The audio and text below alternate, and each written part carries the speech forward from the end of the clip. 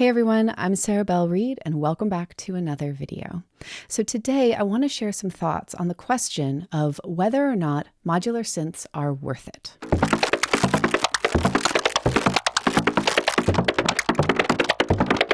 So first things first, if you've seen any of the videos on my channel, you already know that I'm biased here.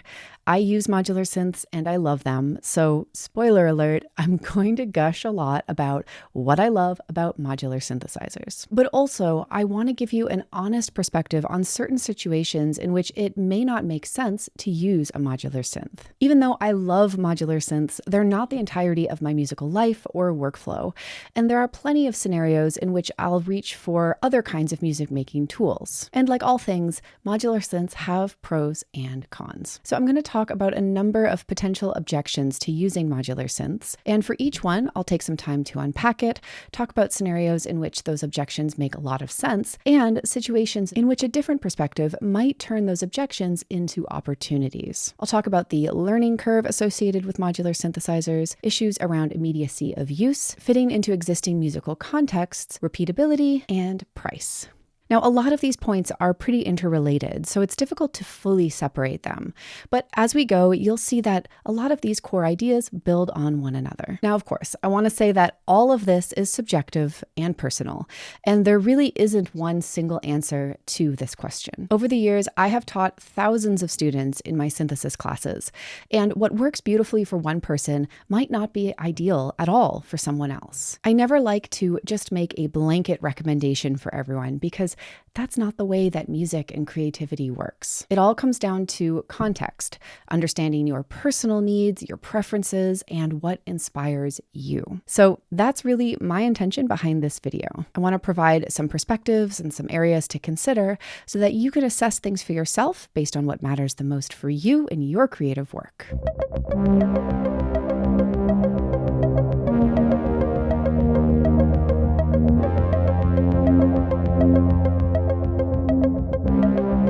The first area I want to address is the learning curve of modular synthesizers. If you're brand new to the world of synthesis and sound design, are modular synths the right place to begin? I've had countless conversations with musicians who are intrigued by modular synths but feel intimidated by their complexity. And that's completely valid, especially compared to other electronic instruments which more closely resemble instruments with an existing repertoire and performance practice, like keyboard instruments. Most self-contained synthesizers, like keyboard synths or drum machines, present you with a limited but very carefully selected set of features, all streamlined to work together. This can make the process of getting started a lot easier.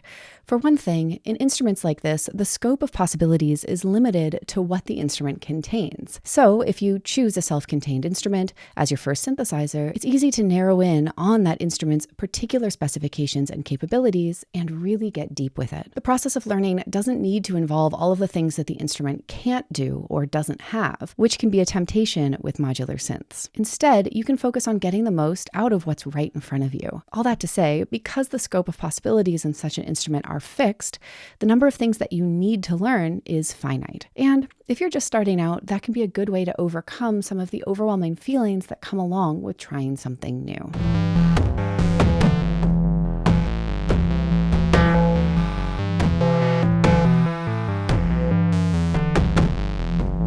Building on that, we all know that modular synthesizers are all about patching things together, deciding on a signal flow and specifying on a module-by-module basis how different parts of your instrument interact with one another. The thing is that under the hood, self-contained instruments work in a very similar way. That is to say that even self-contained synthesizers are, in a sense, composed of individual modules that all interact with one another. The difference is that on a self-contained instrument, many of those interactions and aspects of its signal flow are hardwired, as specified by the instrument designer. If we look at the panel of the Hydrosynth, for example, we'll see a series of buttons over here. These represent the instrument's internal signal flow, and each individual button represents a specific module within that signal flow. These modules are the same types of things that you would see in a modular synthesizer: oscillators, filters, VCAs, effects, and so on. The big difference here is that, as you might see on the panel, the way that many of these modules relate to one another is fixed. We never need to think about patching the oscillators into a mixer and then into a filter, for instance, because that's simply part of how the instrument works. In a modular synthesizer, that might not be the case. Instead, in most cases, it's up to you to decide the signal flow. And as you're learning a modular synthesizer, you may start to realize that there are many more of these hidden behind-the-scenes connections in a self-contained synth than you realized. And actually, many of my students have expressed confusion with self-contained synths early on in their learning process for this very reason. There's so much happening behind the scenes that it can be tricky to fully understand how your instrument works. So, all of this is a bit of a catch-22. If your primary goal is to get a single instrument that you can really get to know, and if you find a self-contained instrument where the decisions that the designer has made align with the way that you want an instrument to be, then that very well could be all that you need. Just because you can be more flexible with a modular synth doesn't mean you need to be if it doesn't serve your creative vision. But on the other hand, modular synthesizers can be an excellent way of learning general principles that should apply to almost any electronic instrument you encounter. I strongly believe that learning modular synthesis concepts and foundations is the best way to gain fluency in synthesis and sound design altogether, regardless of whether or not you actually want to play a modular synthesizer in the end. Those same students I just mentioned above got so much more out of their self-contained synths once they understood modular synth foundations. This is why in the classes that I teach, even though there are students playing keyboard synths, semi-modular synths, VST plugins, and so on, they all study the same fundamentals of modular synthesis because those universal foundations are transferable to whatever instrument they choose to use. I also wouldn't say that learning modular synthesizers is especially difficult, or that it's only possible for super smart or super technical people. But in my experience, I do know that learning modular synthesis can feel overwhelming, intimidating, and frustrating. The temptation can be to jump in headfirst, buy a big Eurorack system or a bunch of complex modules, and then try to learn them all at once. And for some people, that can really feel like an uphill battle. All they want to do is make music, and they know the possibilities that the synthesizer affords them, but there is a big hill between where they are and where they want to be. So this process can be greatly simplified by going back to the basics and studying the fundamentals of synthesis. If you start by focusing on core concepts, you can build up a foundation of knowledge that you can refer to when you're getting to know more complex tools. Focus on really understanding what modulation is and how it works, for example, or the difference between clocks and triggers and gates, or how different types of processing affect the sound, and so on. Okay, so to wrap up this point, are modular synthesizers difficult to learn? Depending on your goals, yeah, learning modular synths may not be the most productive use of your time, but they're not rocket science. Learning them can take a bit of time, take a bit of practice, but once you understand them, the benefits can extend way beyond modular synthesizers alone.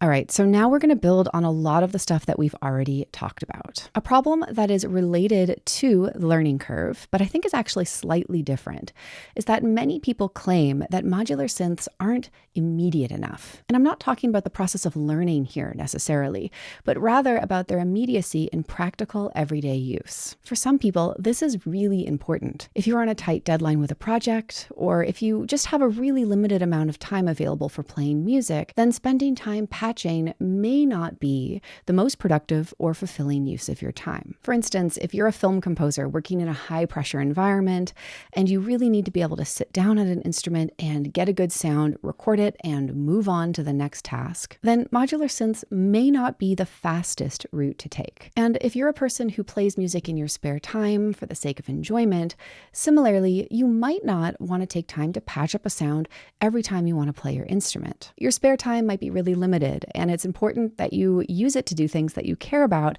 and that you find exciting. In both of these examples, a self-contained synth like a keyboard synth or semi-modular might be a better fit. If what you really need is the sound of a drum machine, for instance, you could patch up drum sounds on a modular, but it probably won't be as fast as just using a drum machine. So if your workflow is such that you commonly need to be able to access specific types of sounds, and if there are instruments out there whose workflow is streamlined to help you produce those specific types of sounds efficiently, then sticking with those instruments might be the right thing. However, I would like to offer two ideas that come from a slightly different perspective on this topic. First, while it can take time to achieve particular results on a modular synth as you're first learning things, it doesn't actually take that long to build patches once you're familiar with the workflow. Just like any other instrument, with practice, things get a lot more efficient. In time, these ways of thinking will start to feel as natural as playing a melody on a keyboard. Second, the process of building patches and the process of exploring sounds on a modular synth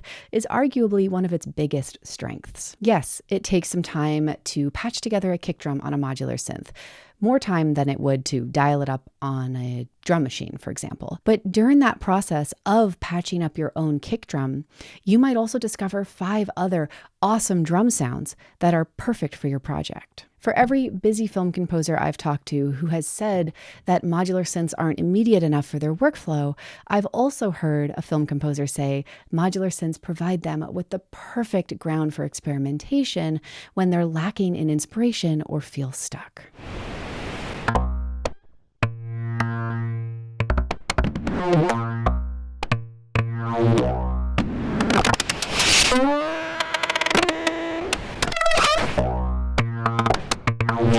Similarly, if you're just making music for the sake of personal enjoyment, modular synths present a really unique way of interacting with sound and music. You're not just making music with a pre-existing instrument, you're actually building your instrument each time you play it and each time you patch. And that part of the process can be just as creatively fulfilling as the rest. It makes it such that your instrument is something that you can discover and rediscover from a fresh perspective every time you play it, which I personally think is pretty cool. In my own work, I tend to choose my tools based on the project or the scenario. I personally love the element of surprise and exploration that comes with modular synths, so I love to use them as a way of starting new projects or gaining inspiration for the structure of a piece. But sometimes when I'm trying to make really quick progress on a project and I know there's a faster tool to use that will directly get me to the results I need, I'll reach for that instead.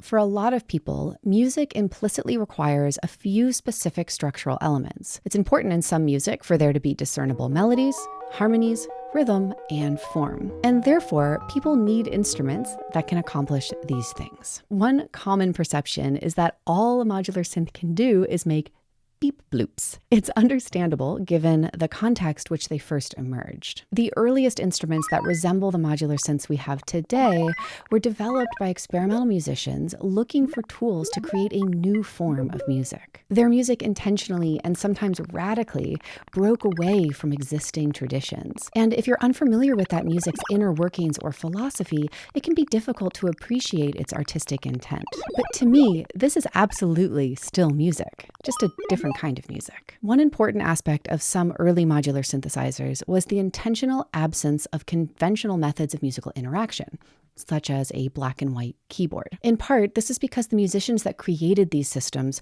wanted to ensure that they wouldn't fall back on old musical habits. But that's not to say that melody wasn't possible or that harmony wasn't possible. These concepts just needed to be approached in a different way. Today, many modular synthesizers still embody this spirit. They aim to provide new and novel ways of contextualizing the process of music making. So, can a modular synth be used to make more than beep bloops? Yes, of course. But the process of relearning how to accomplish specific musical tasks isn't necessary for everyone or every type of music. And there are some types of musical tasks that are actually fairly difficult to achieve with a modular synthesizer, or that require unusually specific equipment. So let's focus on one of the big ones, which is the relationship between polyphony, harmony, and user interaction.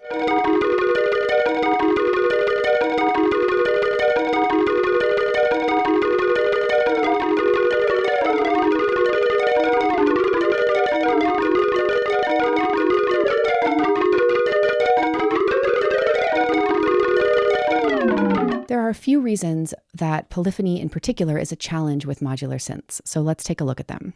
I'll address 3 particular problems, and then after that, I'll talk about some potential solutions and ways of reframing them. Problem 1.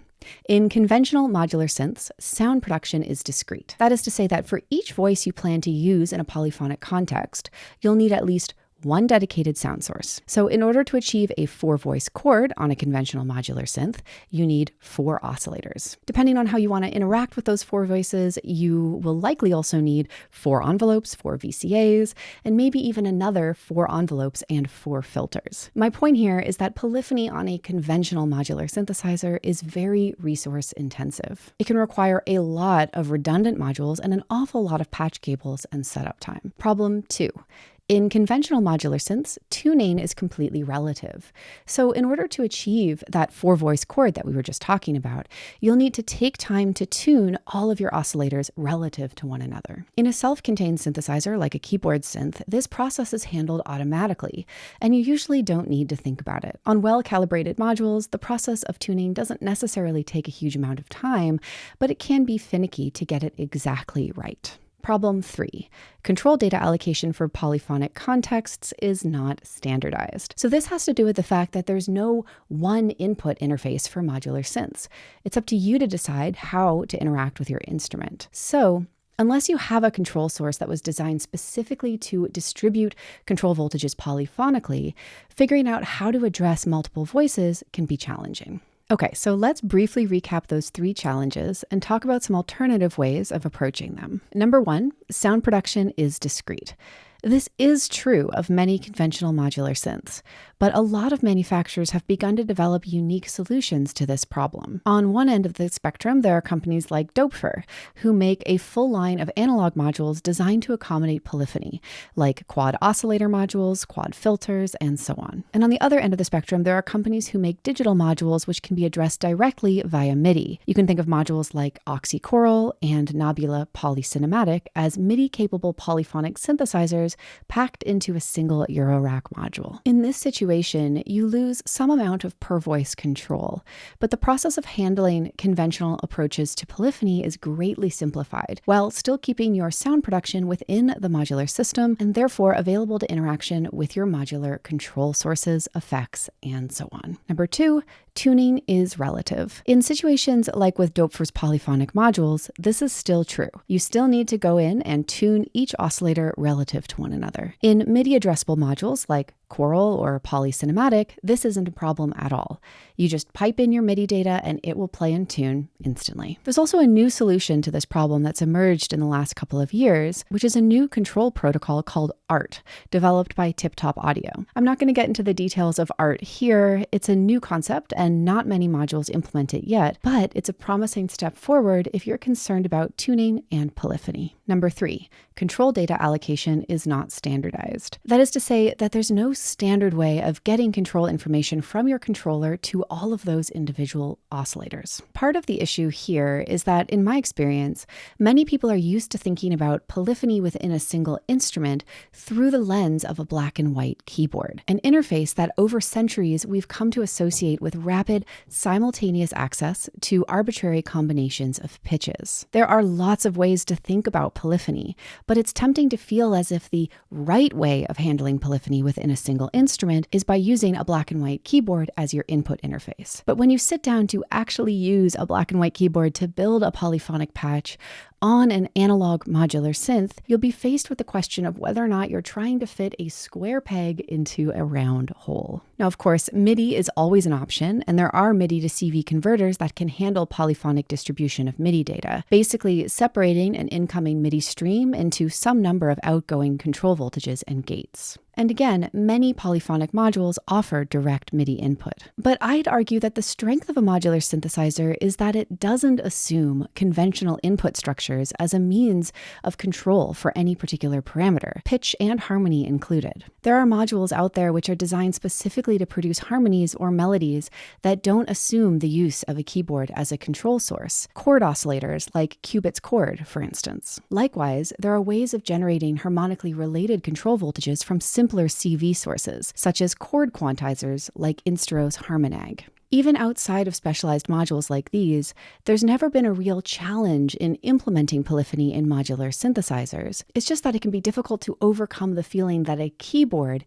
is the most useful interface for dealing with harmony. There's nothing stopping you from having 3 different sequencers running at different speeds, addressing different voices in harmonically related ways, for example, or using a series of sample and holds to grab snippets of a sequence to send to multiple oscillators. Those are all ways of generating polyphony and harmony using very common modular building blocks. I could talk about this forever, but in the interest of moving on, let's wrap up this basic idea. So if you are specifically interested in making polyphonic music that uses a keyboard interface, then it's perfectly fine to keep using keyboards. They're built for that purpose and they excel at it. If you're interested in the idea of polyphony, but you're open to thinking about it and approaching it in new ways, then modular synths present a lot of opportunities for reframing specific aspects of your music structure. And as we know, modular synths can also do an enormous number of unusual things that are difficult to accomplish with more conventional instruments. So if the idea of approaching an instrument that has no standard performance practice and has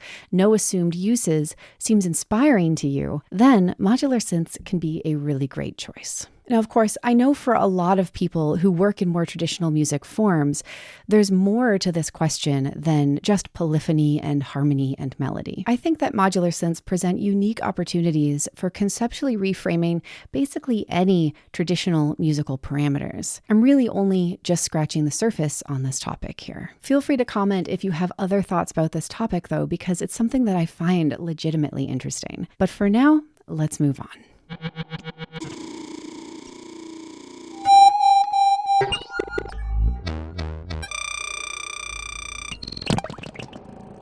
Something I hear all the time is that you can never make the same patch twice on a modular synth. Now, if we assume this to be true, it's an interesting conundrum because obviously repeatability is a pretty critical part of many musicians' practice. It makes a lot of sense. Personally, growing up as a trumpet player, repeatability was absolutely crucial. You needed to be able to go up to your instrument any day, any time, and get to any conceivable sound it could make immediately. Every type of articulation, every potential response is something that you needed to be able to come back to reliably. This has extended to my life touring in people's bands as an electronic musician. The types of sounds used in different pieces become a distinctive part of each piece's sonic identity. So in a live set made up of many recognizable songs, it's important to be able to adjust your setup on a song-by-song basis to reflect the needs of the moment. The same idea applies to studio musicians who need to be able to come back to the same sounds between multiple sessions. Of course, if your instrument is relatively simple and doesn't have a huge number of parameters,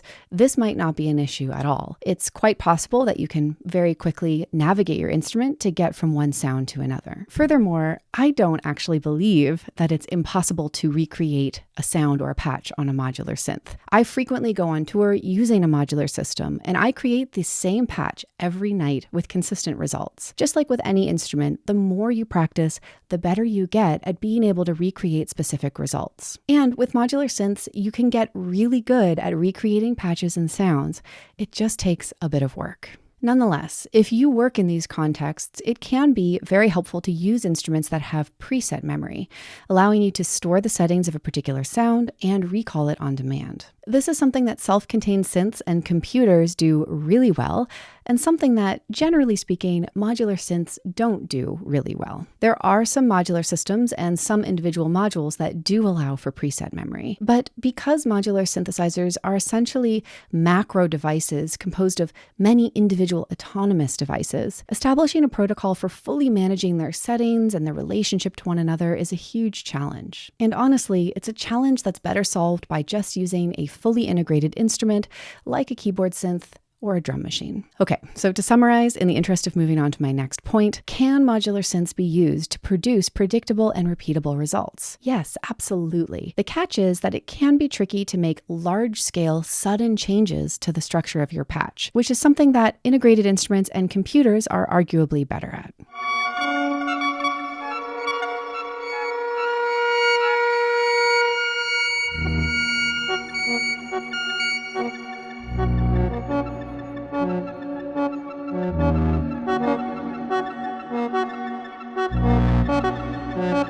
Cool. So I've been talking about repeatability in music as though it is essential.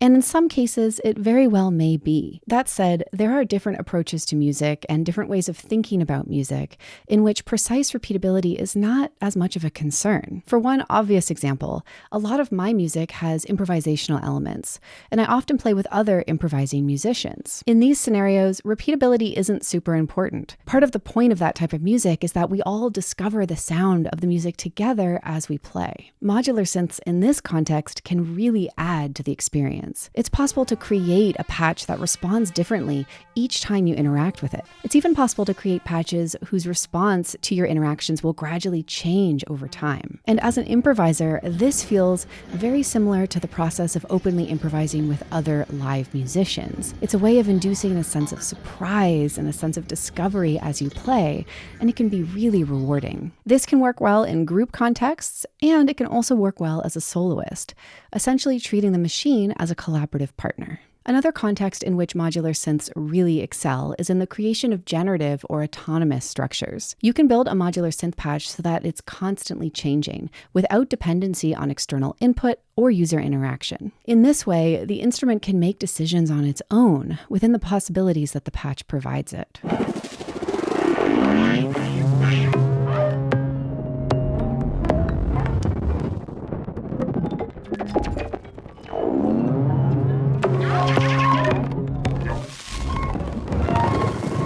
This type of possibility is more or less unique to electronic instruments, and modular synthesizers' combination of open-endedness and approachability are really conducive to this type of music making. As modular synthesizers have gained popularity, I believe this has become a much more common way for people to make music. You don't necessarily need to have any computer science or programming knowledge to do these sorts of things the way you did, say, 20 years ago. My point here is that the potential for modular synthesizers to behave unpredictably isn't necessarily a pitfall. It can actually be a big opportunity. Even when I'm recreating the same patch over and over for multiple performances, for example, the fact that there can be some degree of variation, if I choose there to be, opens up a lot of flexibility within the music. You can actually think of the degree of unpredictability as an element in your patching, just like you think about melody or harmony. You can decide that the melodic elements in your patch stay the exact same from performance to performance,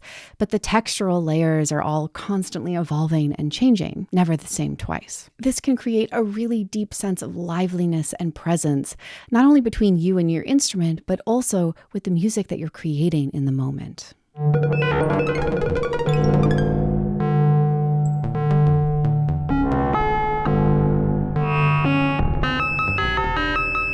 The last big point that I want to talk about today is price. Modular synthesizers can cost a lot of money. And in a lot of cases, a modular synthesizer and a self-contained synthesizer that seem to have the same general feature set can vary quite a bit in price. But this is sort of an apples to oranges comparison. As we've discussed, the strengths and weaknesses of modular synthesizers versus self-contained instruments or computers are vastly different. So framing these instruments' value relative to one another is tricky and not necessarily very productive. Beyond that, modular synths, just like any other type of electronic instrument, are available at a pretty huge range of price points. It really is possible to plan a modular system on a limited budget and still walk away with a flexible and enjoyable instrument. Furthermore, there are multiple different ways to get into modular synthesizers that don't necessarily involve buying a big Eurorack system. Semi-modular synthesizers, for example, can be a really great place to get started. They offer a lot of the capabilities of modular synthesizers. Many of them are quite compact, and they're often more affordable than fully modular synths with the same specifications. There are plenty of semi-modular synths even in the sub $500 range that are very capable and fun instruments. Virtual modular synthesizer programs like VCVRack or Cherry Audio Voltage Modular offer free or very affordable ways to get into modular synths. They emulate the workflow of hardware modular synths, but they run on your computer, making things much more portable, customizable, and affordable. The most common complaint associated with using a virtual modular synth program is that it's not very fun to make music using a mouse or trackpad, and I can totally relate to that. A simple MIDI controller with knobs, sliders, or a keyboard can add a ton of interaction and make virtual modular synth softwares a lot more enjoyable to use. Furthermore, as I said above, I think that modular synthesis is a great way of deepening your knowledge as an electronic musician or sound designer. And I strongly believe that even interacting with these processes in a virtual format can change the way that you think about interacting with your instruments at large. You don't necessarily need to own a hardware modular synth in order to make amazing music and to benefit from the ways that it can influence your thinking and creativity. So yes, you can spend thousands of dollars on a Eurorack system. You can also put one together for a lot less, or completely for free if you use a virtual program like VCVRack. Keyboard synths can also range from hundreds of dollars to many thousands. The biggest thing here is to not let price stop you from getting started. A more expensive synth is not inherently a better synth, and getting started with free tools is a really wonderful option.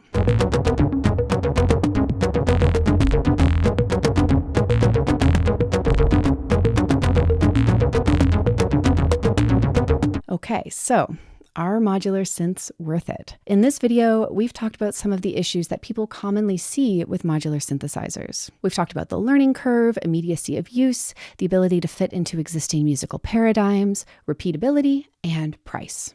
We've seen that with each of these topics, modular synthesizers do have their pitfalls, but they also present their own opportunities. In my opinion, modular synths don't necessarily fail in any of these categories.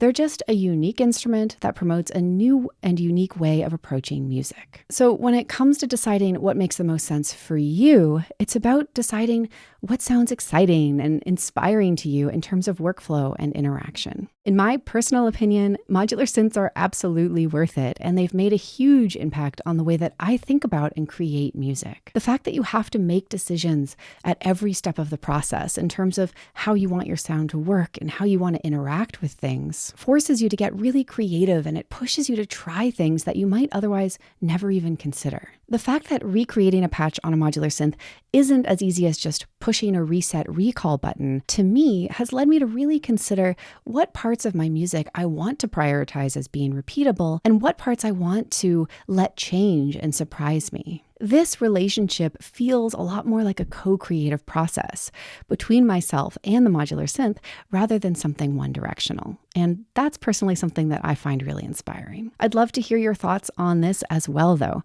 If you've gotten a modular synth, what do you find rewarding about it? What do you find frustrating about it? How has working with modular synths impacted your creative process? Let me know in the comments below. And if you're looking for a free way to get started learning, I have a free mini course that uses VCVRack. It's called Your First Modular Synth Patch, and in it, you will be introduced to the fundamentals of modular signal flow, how to work in VCVRack, and you'll be guided through creating your first few patches completely from scratch. I'll leave a link below in the description of this video if you want to check that out. And if you're looking for support in getting deeper into synthesis and sound design and electronic music, my online program, Learning Sound and Synthesis, might be the perfect next step for you. It's a super comprehensive course and coaching program that guides you through the history of synthesis and electronic music, through all of the most important fundamentals of synthesis and sound design, into advanced patching techniques so that you can perform, compose, and make music with modular synthesizers. In addition to a ton of step-by-step training and guidance on the technical side of things, when you enroll in Learning Sound and Synthesis, you also get access to creative mentorship and coaching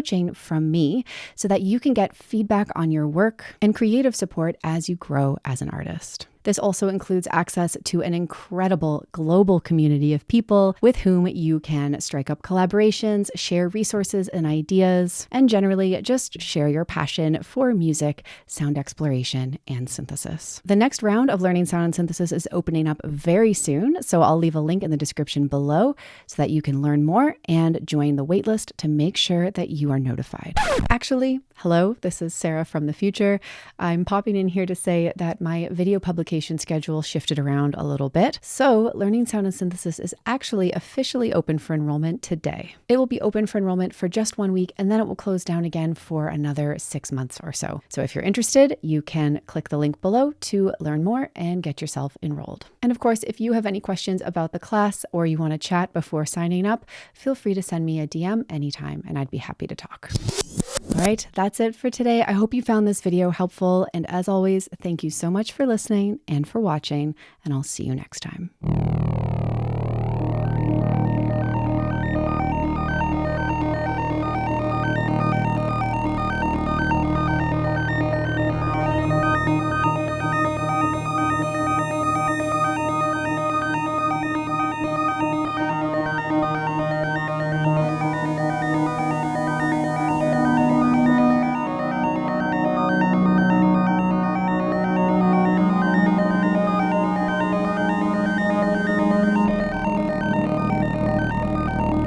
Alternative. Is that like a really weird way of saying alternative? Yeah, I think it is. Alternative.